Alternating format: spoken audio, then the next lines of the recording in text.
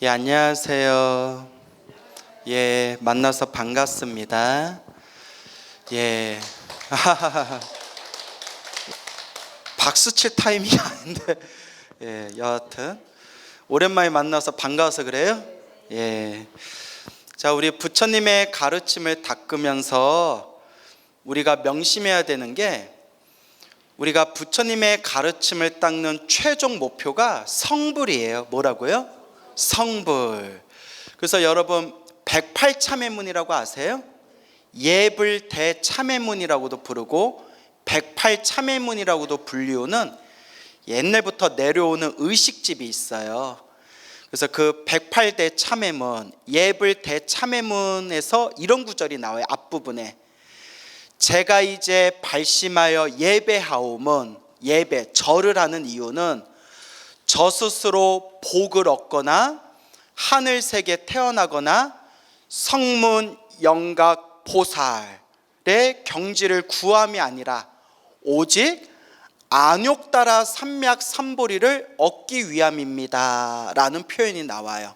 안욕따라 삼맥삼보리가, 여러분 반야심경 독송하면 안욕따라 삼맥삼보리라는 구절 자주 나오죠.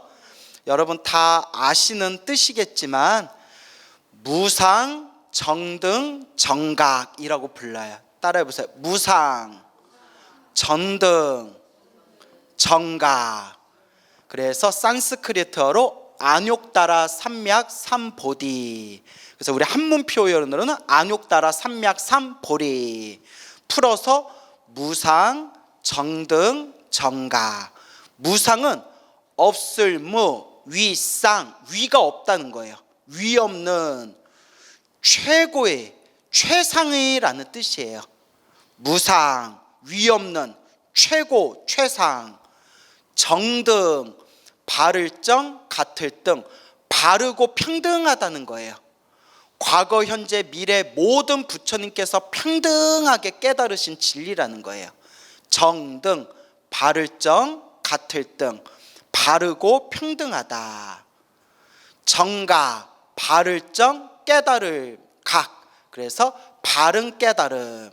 그래서 안욕따라 삼맥삼보리는 무상, 정등, 정각, 위 없이 최상, 최고의 바르고 평등한 바른 깨달음. 그러면 이 안욕따라 삼맥삼보리는 오직 누구만 깨달으신 걸까요? 오직 부처님만 깨달으신 거예요.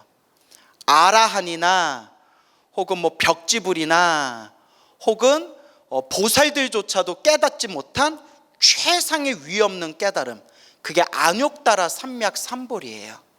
그래서 우리가 불교의 목표를 딱 세울 때, 우리 불교의 목표가 단순히 나 스스로 복을 얻기 위함이 아니고, 하늘세계에 태어나려는 것도 목적이 아니고, 소승의 아라한이나 벽지불 같은 소승의 깨달음을 얻기 위함이 아니고, 오직 부처님과 똑같은 위 없는 최상의 최고의 깨달음을 얻기 위함이다. 한마디로 성불이라는 거예요. 성불. 근데 성불하기 위해서는 경전의 근거를 뒀을 때, 부처님 말씀 경전의 근거를 두었을 때, 성불은 마음만 깨쳤다고 성불하는 게 아니래요. 부처님과 같은 완전한 깨달음을 얻으려면 완전한 지혜와 완전한 그런 깨달음의 경지에 들어가기 위해서는 복해쌍수, 따라해보세요. 복해쌍수. 예, 참 따라하는 것도 잘 못 맞춰요. 복과 지혜를 쌍으로 함께 닦는다. 그래서 복해겸수라고도 부르고 복해쌍수라고도 불러요. 그러니까 복덕과 지혜를 함께 닦아야 된대요. 그러니까 마음만 깨달았다 해서 성불의 경지가 아니라 복덕, 지혜, 신통, 자비를 완벽하게 갖추셔야 돼요. 그래서 이것을 뭐라고 표현하느냐, 따라해 보세요. 원망구족. 예, 그 부처님의 경지, 부처님 깨달음의 세계를 원만구족이라고 해요. 원만, 원만은 완전하다라는 뜻이에요. 완전하다. 근데 우리가 흔히 사람 둥글둥글한 성격 좋은 사람들 보면 성격이 참 원만하십니다라는 표현 쓰죠. 근데 이제 우리가 원만 구족이라고 표현할 때 원만은 완전하다라는 뜻이에요. 하나도 흠이 없이 완전하다.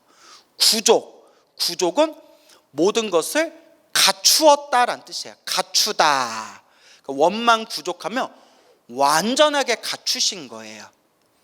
그래서 여러분, 부처님 제자들 중에서 완전한 그런 어떤 깨달음의 경지에 이르러서 번뇌와 망상이 없고 욕망이 다 사라지신 거룩한 성자를 아라한이라고 해요. 그렇죠? 근데 아라한도 부처님하고 비교해 보면 하늘과 땅만큼 차이가 있대요. 그래서 여러분, 아라한도 신통이 있는 아라한이 있고요, 신통이 없는 아라한이 있어요. 설법을 잘하는 아라한도 있고 설법을 잘 못하는 아라한도 있어요. 복이 많은 아라한도 있고 복이 없는 아라한도 있어요. 여러분, 아라한 하면 무조건 완전한 거룩한 성자다라고 생각했죠. 근데 아라한도 신통이 있는 아라한, 신통이 없는 아라한, 설법을 잘하는 아라한, 설법이 잘 못하는 아라한, 복이 많은 아라한, 복이 없는 아라한도 있대요. 그러니까 아라한들도 천차만별 차이가 있어요. 하지만 완벽하게 원만구족, 모든 걸 완벽하게 갖추신 분은 오직 누구시다? 부처님. 그래서 그 원만구족해지는 그 방법이 무엇이냐? 여러분들이 불교 공부하면서 귀가 따갑도록 들으신 육바라밀 공덕이에요. 무슨 바라밀? 육바라밀. 그래서 보시, 지계, 이뇨, 정진, 선정, 반야지에, 이 6가지를 완벽하게 닦아서 이 6가지를 완벽하게 성취하신 분이 부처님이세요. 그래서 원만구족이에요. 그래서 이런 육바라밀의 공덕을 닦아서 성취한 것을 바라밀 공덕이라고 불러요. 무슨 공덕? 바라밀 공덕. 근데 바라밀 공덕이 아라한들이나 보살마다 저마다 차별이 있대요. 전생에서부터 닦았던 바라밀 공덕이 저마다 다르기 때문에 신통이 있는 분도 있고 신통이 없는 분도 있고, 설법을 잘하는 분도 있고 설법을 잘 못하는 분도 있고, 복이 많은 분도 있고 복이 적은 분도 있고, 보살들도 보살 수많은 보살님들이 계시지만 보살님들도 능력이 저마다 다르대요. 그래서 아직 수준이 낮은 보살을 소보살, 수준이 점점 높아지는 보살들을 중보살, 가운데 중보살, 수준이 아주 높은 보살님들을 대보살, 그리고 관세음보살, 지장보살, 문수보살, 보현보살처럼 거의 부처님하고 비슷한 그런 어떤 신통과 자비와 복과 지혜를 갖추신 분들을 보살, 마하살이라고 부르는 거예요. 알겠죠? 그래서 이것은 무슨 공덕에 의해서 서로 저마다 차별이 있다? 무슨 공덕? 5분 전에 얘기한 거 벌써 다 잊어먹었어요. 그렇죠? 바라밀 공덕이라고 했잖아요. 그러면 이 바라밀 공덕을 완벽하게 갖추신 원만구족하신 분이 누구시다? 부처님. 그래서 경전에 보면 부처님께서도 늘 우리 중생들에게 복을 지어라, 선업을 지어라, 공덕을 지어라 늘 말씀을 하시는 겁니다. 그래서 제가 여러 번 여러분들한테 말씀을 드렸고, 또 여러분들 하도 많이 들어서 아마 귀에 다들 익숙한 이야기 중에 아나율 존자의 이야기가 있어요. 그렇죠? 아나율 존자, 제가 자주 말씀드린 이야기잖아요. 아나율을 저쪽 이제 언어로는 아누루따라고도 불러요. 아누루따라고도 부르고, 우리 한문 문화권에서는 아나율이라고 부르는데, 천안제일이세요. 무슨 제일? 천안제일. 하늘색의 눈을 얻어서 천안통, 완벽하게 모든 세계를 다 꿰뚫어 보는 신통력을 갖추신 천안제일 아나율 스님, 혹은 아누루타 스님이라고 불러요. 아누루타, 아나율 다 같은 분이세요. 근데 여러분들 다 아시는 얘기겠지만 이 아나율 스님이 머리 깎고 출가해서 어느 날 부처님이 설법 하시는데 부처님 설법 하시는 그 앞에서 꾸벅꾸벅 졸고 있었대요. 그 자비로우신 부처님께서 수많은 사람들 보는 데 앞에서 그 아나율 스님을 호되게 꾸짖으셨대요. 근데 이게 다 부처님이 깊은 뜻이 있는 거예요. 부처님은 다 계획이 있으세요. 부처님이 사람들 앞에서 정말 좀 너무하다 싶을 정도로 호되게 야단을 치고 꾸짖고 창피함을 주니까 아나율 스님이 그때 딱 마음에 맹세를 합니다. 내가 깨달음을 얻기 전까지 뭐 하지 않겠다? 잠을 자지 않겠다. 그래서 그날 이후로 잠을 자지 않고 등도 땅바닥에 대지 않고 오로지 앉아있거나 걸어다니거나 서 있으면서 오로지 수행에만 집중했대요. 하도 잠을 자지 않으니까 눈이 점점 충혈되고, 충혈된 눈이 이제 눈병이 생겨가지고 눈에서 진물이 줄줄 흘렀대요. 눈에서 이제 눈물이 줄줄 흐르고 나중에는 막 진물이 뚝뚝 떨어져도 끝까지 잠을 자지 않고 수행하고 수행하다가 눈이 딱 멀어버렸어요. 장님이 됐어요. 하지만 눈이 멀었지만 순간 모든 번뇌와 망상이 산산이 부서지고 모든 욕망이 다 사라진 거룩한 성자 아라한이 되십니다. 아라한이 되면서 육신의 눈은 잃었지만 모든 세상을 자유자재로 꿰뚫어 보는 무슨 제일이 되세요? 천안제일이 되세요. 그게 이제 천안제일 아나율 스님의 이야기예요. 아누루타. 하도 많이 들어서 여러분들 다 아시는 이야기죠. 아니 그렇게 얘기했는데 다들 표정이 들어도 새로워요? 예, 저도 참 법문 준비하기가 참 편해요. 했던 얘기 또 해도 항상 새로워, 그죠? 자, 이제 웃자고 한 말이고. 근데 여기 이제 아주 또 중요한 얘기가 나오잖아요. 이것도 제가 여러분들한테 평소에 많이 드리는 말씀인데, 아나율 스님이 어느 날 바느질을 하려는데 바늘에 무엇을 꿰기가 힘들어요? 실을 꿰기가 힘드니까. 왜냐면 육신의 눈이 멀어버렸잖아요. 그때 뭐라고 딱 한마디를 내뱉냐면, 누구라도 복을 짓고 싶은 사람이 있다면 내 바늘에 바늘구멍에 실을 꿰어준다며 엄청난 복을 지을 수 있을 텐데 하는데, 누가 살며시 다가와서 아나율 스님의 손에 있는 바늘을 다 건네받아서 실을 바늘구멍에다 싹 꿰어줘요. 그때 아나율 스님이 너무 고마워서 그대는 누굽니까? 지금 복을 지은 그대는 누구십니까? 하니까 뭐라고 했어요? 네 스승이다. 부처님께서 꿰어주신 거예요. 그대여, 그대의 스승 열의 세존이니라. 아이고 부처님, 부처님께서는 모든 복을 다 완벽하게 이루셨는데, 복과 지혜를 원만 구족하셨는데 무슨 복을 더 지을 게 있어서 바늘구멍에 실을 꿰어주시는 겁니까? 그렇잖아요. 부처님은 모든 걸 완성하신 분인데 굳이 또 당신이 직접 와서 바늘구멍에다가 다 실을 꿰어주면서, 그때 부처님께서 이렇게 말씀하십니다. 그런 말 하지 말아라. 세상에서 복을 짓기를 가장 좋아하는 존재가 있다며, 복 짓기를 가장 좋아하는 존재가 있다면 그건 바로 누구일 것이다? 부처님일 것이다.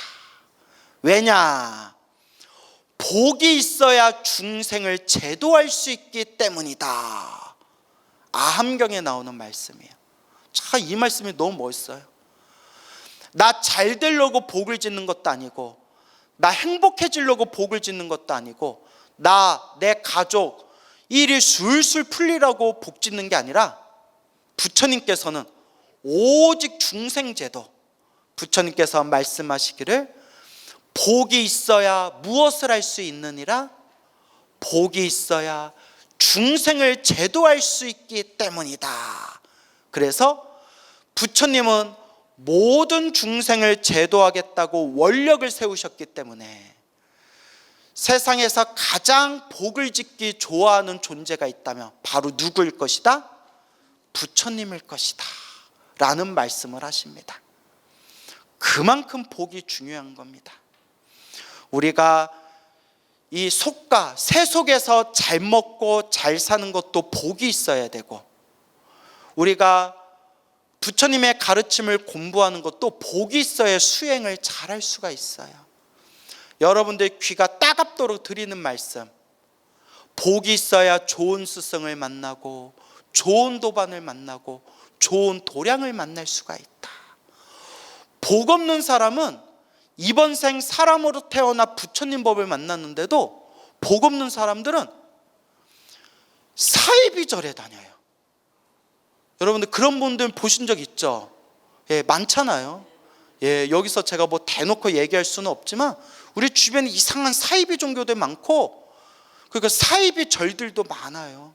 저 아시는 저 찐팬이라는 분들도 그런 데 가셔가지고 멋모르고 사기당하시고, 그러다가 법문 듣고 강의 들으면서 부처님 가르침 다시 제대로 공부하겠다고 공부를 시작하신 분들이 여러 명 있어요. 사람으로 태어나고 부처님 법을 만나기가 어려운데, 사람으로 태어나 부처님 법을 만나긴 만났는데 어디를 가요? 엉뚱한 데 가가지고 엉뚱한 짓을 하고 있는 거예요. 이게 뭐가 없어서 그래요? 복이 없어서 그래요. 하지만 그나마 지어놓은 복이 그나마 있는 사람들은 사이비 도량에 가서 좀 속았다가도 다시 정법으로 돌아올 수가 있어요. 그래서 우리가 이렇게 소중한 부처님의 법을 만나서 부처님 경전, 부처님 가르침을 있는 그대로 바르게 공부할 수 있는 인연을 소중하게 생각해야 돼요. 뭐하게 생각해야 돼요? 소중하게, 다행이다라고 생각하셔야 돼요. 그래서 이 복이라는 게 있어야 지혜도 닦을 수가 있는 겁니다. 그래서 우리 대승불교에서는 복해쌍수라고 부르는 겁니다. 그런데 이제 오늘 이야기의 주제가 될 텐데요, 금방 얘기한 눈이 멀어서 장님이 되었던 천안제일 아나율 스님, 아누르타 스님이 사실은 진짜 태어날 때부터, 타고날 때부터 엄청나게 복이 많은 금수저였어요. 완전 다이아몬드 수저였어요.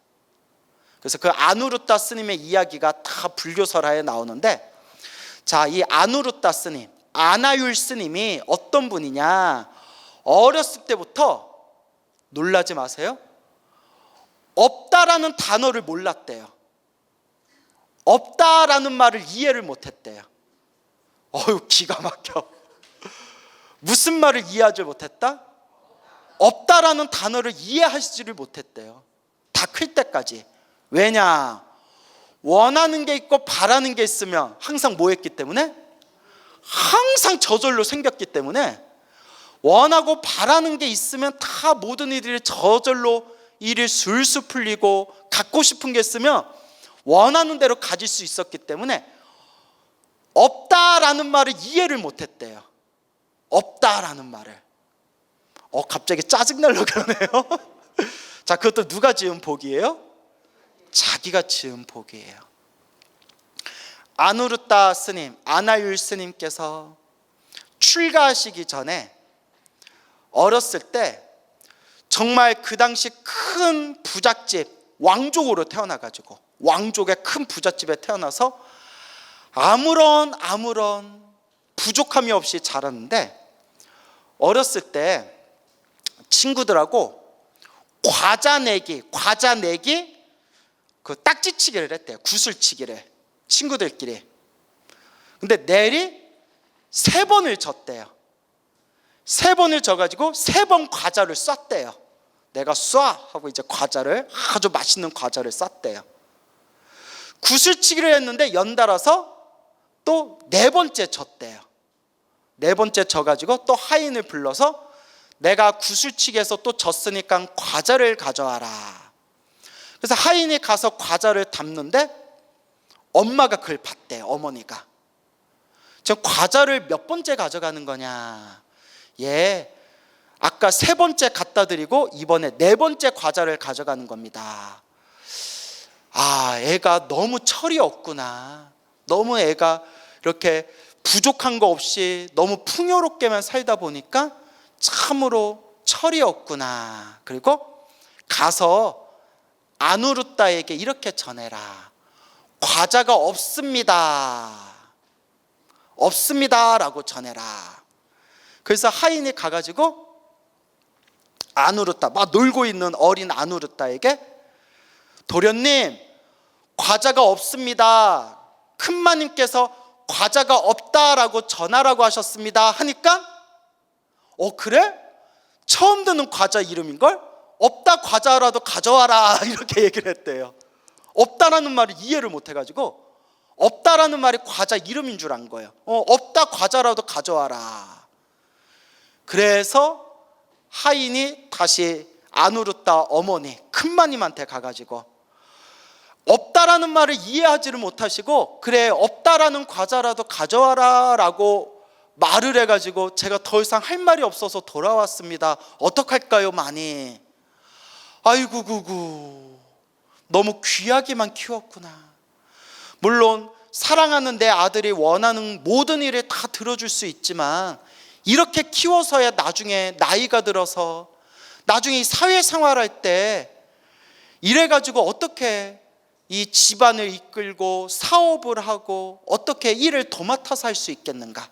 지금부터라도 좀 가르쳐야 되겠다라는 생각이 들어서 없다라는 걸 가르쳐 주기 위해서 황금 젖시에다 뚜껑을 덮어가지고 텅 비어있는 접시, 텅 비어있는 황금 접시를 하인에게 주면서 이걸 도련님한테 아나율에게 갖다 드려라.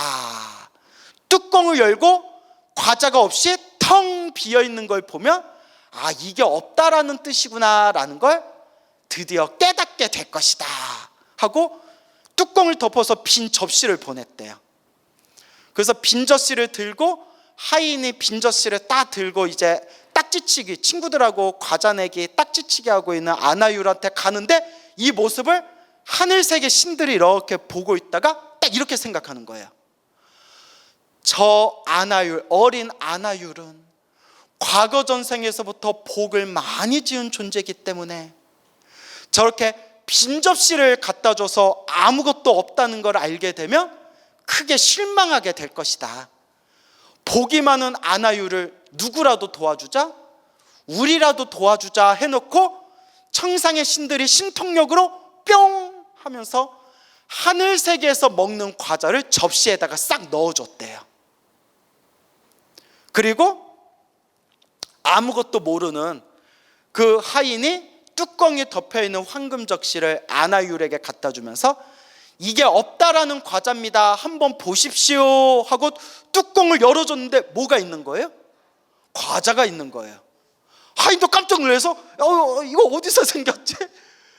그리고 아나율의 친구들하고 야 이게 없다라는 과자래 처음 먹어보자 한번 먹어보자고 먹는데 맛이 어떻겠어요? 천상에 있는 신들이 먹는 과자니 입안이 사르르 녹을 정도로 너무나 맛있는 거예요. 세상에 인간 세계에서 맛볼 수 없는 과자인 거예요. 순간 아나율이 우와 맛있다, 친구들도 우와 대박 대박 하면서 먹었겠죠. 아나율이 순간 시무룩한 거예요. 순간 시무룩하고 막 서운해하는 거예요. 이렇게 맛있는 과자를 이제야 주다니, 이렇게 맛있는 과자를 나한테 이제야 주다니, 엄마는 사실 나를 사랑하지 않았구나, 이 맛있는 과자를 혼자만 드시다가 이제야 주시다니 하고 삐진 거예요. 그리고 집에 왔는데 어머님이 딱 보고 아들 아누르따가 얼굴이 시무룩해 보이니까 아들아 아들아 왜 그러니? 엄마가 빈 접시를 갖다 줘서 삐진 거니? 엄마는 아무것도 모르고. 그게 아니에요 엄마, 무슨 빈 접시예요. 엄마께서 없다라는 과자를 보내주셨는데 너무나 맛이 있어서, 제가 너무나 맛이 있어서 정말 그 자리에서 눈물을 흘릴 정도였어요. 근데 어머니 너무 서운해요. 이렇게 맛있는 과자를 혼자만 드시고 저 이제야 주시다니 삐짐, 이러는 거예요. 너무나 당황해서 그 어머니가 하인을 불러서 자초지종 이야기를 듣고는 빈 접시를 보냈는데 세상에 맛볼 수 없는 과자가 들어있었다니, 우리 아들 아나율은 정말 전생에서부터 복을 많이 지은 존재였구나라고 감탄하는 내용이 나옵니다. 그러니까 이 이야기가 사실이냐 아니냐를 떠나서 불교설화에 나오는 이야기인데, 중요한 거는 그만큼 이 아누루타 스님이 무엇을 많이 지은 분이었다? 복을 많이 지은 분이었다는 거예요. 그러니까 사람이 도와주지 못할 때에는, 복 많은 존재는 사람이 도와주지 않으면 누구라도 도와줘요? 하늘세계 신들이라도 도와주는 거예요. 이런 불교설화 부처님의 가르침을 공부하면서 다시 느끼는 게, 중생은 다 뭐대로 사는구나? 다 자기 복대로 사는구나. 그러니까 부처님 가르침을 깊이 공부하면 남을 원망하거나 내 팔자 탓하는 마음이 점점 사라져요. 내가 지은 업보대로 살아가니 그러려니 생각하면서 부처님 인연법을 믿고 의지하며, 지금이라도 내가 무엇을 많이 지어야 되겠구나? 내가 복을 많이 지어야 되겠구나. 내가 부처님 가르침을 잘 닦아야 되겠구나라는 그런 부처님 가르침을 믿고 의지하는 마음이 생깁니다. 어때요? 여러분들도 부처님 가르침 공부하니까 세상을 원망하고 남을 원망하고 자기 자신을 원망하는 마음들이, 그 원망하는 원망심이 점점 뭐하는 게 느껴져요? 더 커져요? 점점 사라진 게 느껴지죠. 남을 원망하고 세상을 원망하고 자기 자신을 원망하는 마음에서 중생은 복대로 살아가는구나. 그러니 다 내가 지은 업의 인연대로 살아가니 이번 생, 지금 이 순간만이라도 기도하고 염불하고 복을 짓고 선업을 짓고 공덕을 닦아야 되겠다라는 마음을 무럭무럭 일으키셔야 됩니다. 그렇죠 여러분? 예. 그래서 이렇게 아누루타 스님은 아무런 부족함이 없어서 없다라는 단어를 모를 정도였고요. 그리고 몸이 부처님과 같이 황금빛 몸이었다고 합니다. 아나율 스님의 몸에 황금빛 광명이 나왔대요. 얼마나 대단한 존재예요. 여기 이미 불교설화에 아나율 스님, 아누루타 스님에 대한 과거 정세 공덕의 이야기가 많이 나와요. 그 중에 아누루타 스님이 왜 없다라는 단어를 모르게 되었는가? 머나먼 과거 전생, 수없는 과거 전생에 한 남자가 있었대요. 한 가난한 남자가 있었는데, 그 가난한 남자가 자기가 너무나 가난해가지고 하루에 한 끼도 겨우 먹을 정도로 항상 굶주리고 배고픈 남자가 있었는데, 어느 날 배고파서 자기가 가지고 있는 밥 한 덩어리를 먹으려고 할 때 멀리서 어느 수행자가 탁발을 오셨대요. 탁발을 하는 그 수행자의 모습을 보고 순간 고민에 빠지는 거예요. 이걸 내가 먹을까? 저 수행자에게 이 공양을 올릴까? 이거 오늘 내가 먹을 밥인데, 이거 내가 공양 올리면 나는 오늘 먹을 게 없는데. 그러다가 문득 이런 생각을 냅니다. 내가 과거 전생에서부터 얼마나 박복하게 살았으면, 내가 전생에 얼마나 복 없이 살았으면, 이번 생 이렇게 평생 가난하고 배고프고 굶주리고 밥 한 덩이 겨우 먹을 정도로 이렇게 힘들게 사는 것일까? 그러니 내 오늘 하루를 굶더라도 이 한 덩어리 밥을, 내 한 끼 밥을 누구에게 공양 올리겠습니다? 수행자에게 공양 올리겠습니다 하고 탁바로 오신 스님에게 그 거칠고 그 맛없는 밥 한 덩어리라 할지라도 정말 정성스럽게 그 거룩한 수행자에게 공양을 올렸대요. 그런데 그 탁바로 오신 그 거룩한 수행자가 바로 벽지불이었어요. 무슨 불? 벽지불. 벽지불 예전에 다 설명드렸죠? 또 갑자기 새롭게 느껴지는 분들이 있어요. 벽지불은 영각, 독각이라고도 부르고요, 영각, 독각이라고도 부르고, 또 우리 예불문에 나오는 독수성 나오죠? 예. 독수성이 바로 영각, 독각, 벽지불이에요. 그래서 부처님이 없는 시대에 부처님이 없는 시대에 태어나서 혼자 수행을 해서 깨달음을 얻은 거룩한 성자를 무슨 불이라고 부른다? 벽지불, 혹은 혼자 깨달았다고 해서 독각, 혹은 이념법을 깨달았다고 해서 영각이라고 불러요. 그래서 따라해보세요. 벽지불, 독각, 영각.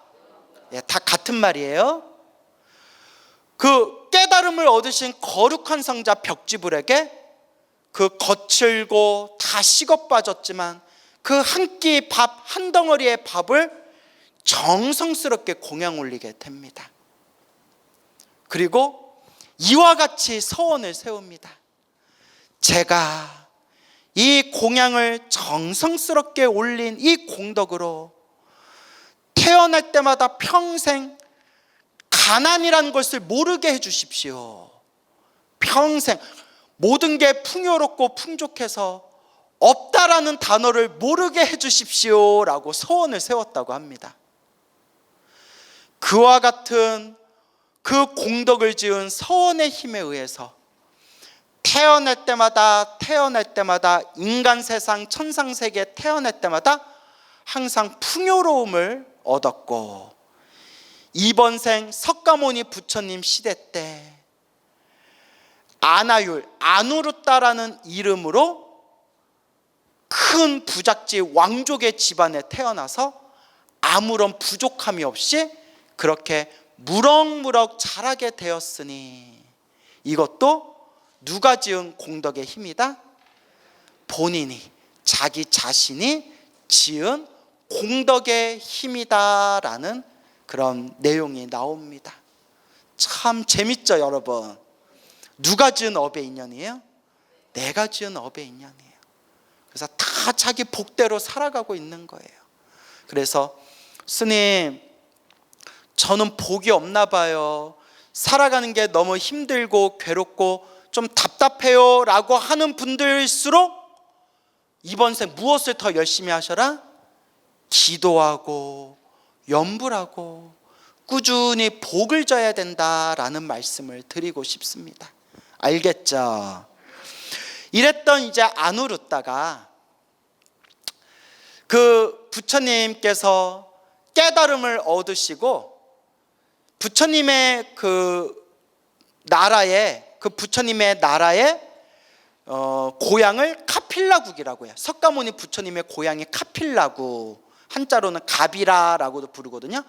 카필라국에 살고 있는 그 혈통을 석가족이라고 불러요. 석가족. 그래서 석가모니가 석가족에서 출현한 성자란 뜻이에요. 석가족의 성자. 그 석가족에 부처님께서 카필라국에 깨달음을 얻으시고 난 뒤에 몇 년 후에 카필라 성에 가셔서 널리 사람들에게 법을 설하십니다. 널리 법을 설하시니까 수많은 젊은이들의 감동을 받고 수많은 젊은이들이 부처님을 따라서 머리 깎고 출가를 해버립니다. 그러니까 나라에서 곳곳마다 대성통곡, 우는 소리가 들렸대요. 아이고 내 아들, 아이고 내 아들. 이게 나라의 사회 문제로까지 대두가 된 거예요. 그러다가 결국 부처님이 출가하기 전에 부인이었던 마누라였던 야쇼다라 공주가 부처님이 카필라 성에 오셨을 때 어린 아들이었던 이제 석가모니 부처님이 출가 전에 낳은 아들 라울라에게 이렇게 시킵니다. 저분이 아버지시다. 저분이 아버지시니까 라울라야, 아버지께 가서 아버지 저에게 유산을 주십시오 라고 말씀드려라. 이게 합의 이혼이 아니라서 유산 분배가 잘 안 됐나 봐요. 자, 이제 양육비 좀 받아 먹으려고 그랬나 봐요. 야쇼다라 공주가 아버지께 가서 유산을 주십시오 라고 얘기해라. 그 라울라가 엄마 말 따라서 아버지한테 쪼르르 가요. 그 부처님한테 아버지 이래요. 저에게 유산을 주십시오. 부처님께서 라울라여, 너에게 최고의 유산을 주겠다. 세상에서 가장 위대하신 부처님, 모든 걸 완벽하게 이루신 부처님이 최고의 유산을 주겠다니 완전 로또죠, 로또. 어떤 유산을 주시려나. 사람들이 두근두근거리고 있는데 라울라의 손을 꼭 붙들고 절로 들어가시는 거예요. 그리고 머리 깎고 중으로 만들었어요. 머리 깎고 스님으로 만들어버린 거예요. 이게 부처님 열애의 유산이다, 법의 유산이다, 진리의 유산이다. 그 얼떨결에 라울라는 엄마 말 따라서 유산 달라고 했다가 나이, 그 어린 나이, 지금 초등학교 나이 때 얼떨결에 아빠 따라갔다가 머리 깎고 스님 된 거예요. 야쇼다라는 막 갈갈이 옷을 찢으면서 정말 슬피 울었고, 자신의 손주, 자신의 후계자가 될 왕자였던 자신의 손주인 라울라가 출가했다는 얘기를 듣고 아버지 정반왕 슈또다나 왕도 막 비통에 빠지게 됩니다. 그리고 부처님께 찾아가서 아버지였던 정반왕 슈또다나 왕이 석가모니 부처님께 간곡하게 청을 올립니다. 부처님, 너무나 많은 젊은이들이 집을 버리고 부처님을 따라 머리 깎고 출가하니 곳곳에서 가족들의 울음소리가 들립니다. 그리고 저의 사랑하는 친손자 라울라가 부처님을 따라가서 머리 깎고 출가했다는 얘기를 듣고 제 가슴이 너무나 아픕니다. 그러니 부처님, 어린아이가 출가할 때에는 반드시 부모의 허락을 받게 해주십시오 라고 청을 올리게 되고, 부처님께서도 그 청을 받아들이시면서 아직 미성년자인, 지금 말로 미성년자, 아직 나이가 어린 사람이 출가할 때에는 반드시 부모님이나 보호자의 허락을 받고 출가해야 된다라고 부처님께서 딱 류를 제정하시게 됩니다. 그럼 뭐해? 이미 라울라는 휙 날아가 버렸는데. 자, 그래서 그와 같이 수많은 석가족의 왕자들, 귀족들, 젊은이들이 이제 출가를 하면서 아나율 집안에서도 우리 집안, 우리 혈통, 우리 가문, 우리 석가족의 위대하신 우리 시다르타 왕자님께서 머리 깎고 출가하셔서 저렇게 위대하신 부처님이 됐는데, 우리 집안에서도 한 명 정도는 머리 깎고 출가해야 되지 않겠느냐. 그 당시 석가족 왕족 사이에서 집안에 남자 한 명은 머리 깎고 출가하는 게 유행처럼 번졌나 봐요. 그랬을 때 그 아나율 집안에 형이었던 형이 동생 아나율을 불러서 말합니다. 아나율아, 너나 나나 둘 중에 한 명이 머리 깎고 출가해야 될 텐데 네가 출가할래? 내가 출가할까?